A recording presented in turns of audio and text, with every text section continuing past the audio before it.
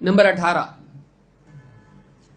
رکوع سے قبل اور بعد اور تشہد کے بعد رفع الیدین نہ کرنا یہ بھی غلطی ہے۔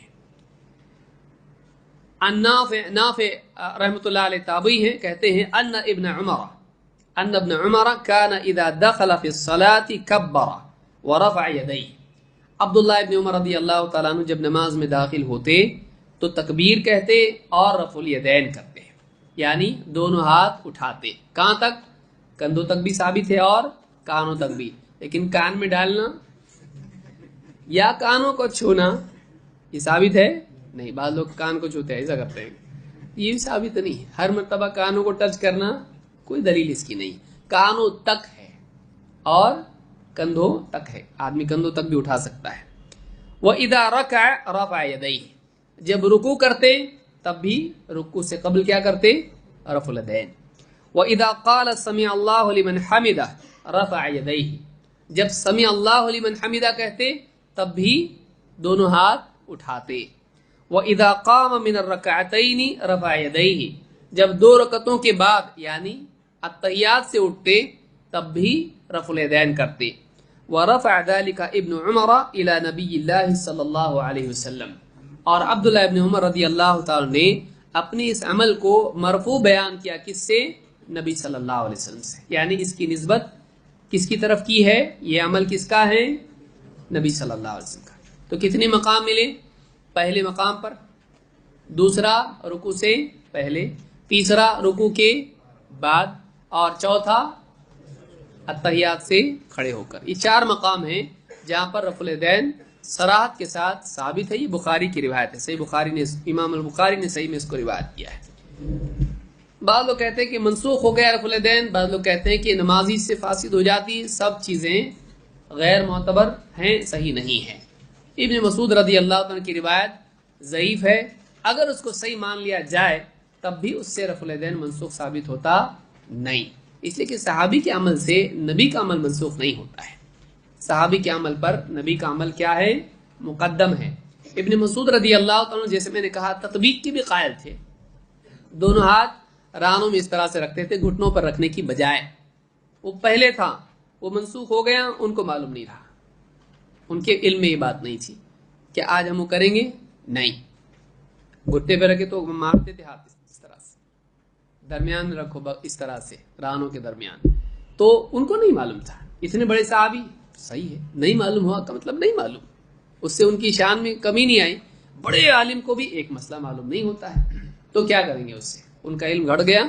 نہیں، جتنی باتیں ان کو معلوم تھی ہم سے بہت زیادہ تھی، تو کوئی ایک مسئلہ ہو سکتا ہے کسی بڑے عالم کو بھی معلوم نہ ہو، تو ان کے اس عمل کو نہ کرنے کی وجہ سے ہم یہ روایت اور اس طرح کی کئی روایتیں جن میں نبی صلی اللہ علیہ وسلم کا رفع الیدین کرنا آیا ہے اس کو ہم چھوڑ نہیں سکتے نا۔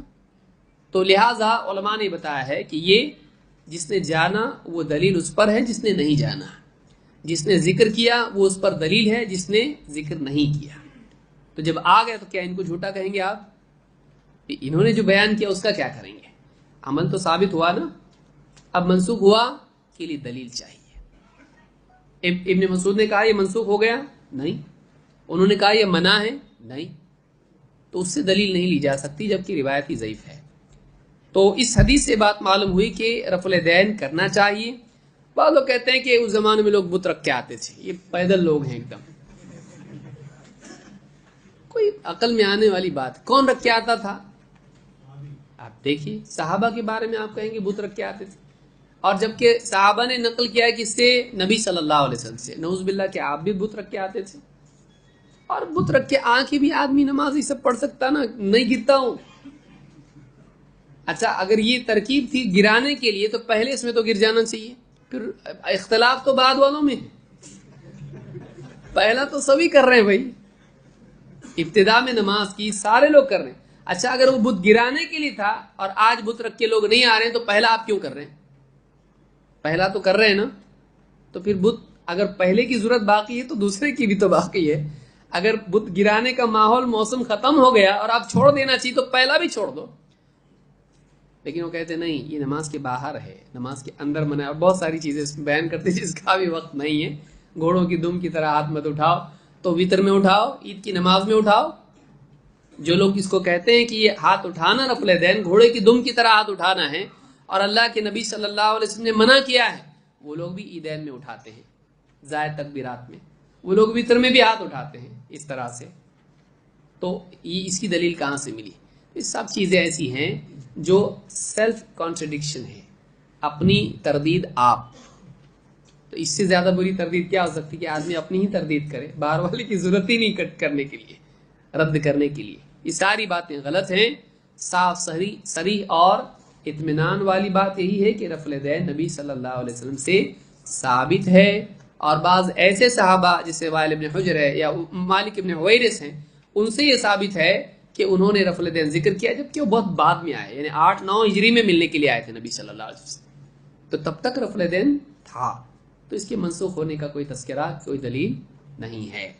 اور نبی صلی اللہ علیہ وسلم کی وفات کے بعد بھی ابن عمر کر رہے ہیں، تو اگر یہ منسوخ ہوتا تو وہ چھوڑ دیتے ہیں۔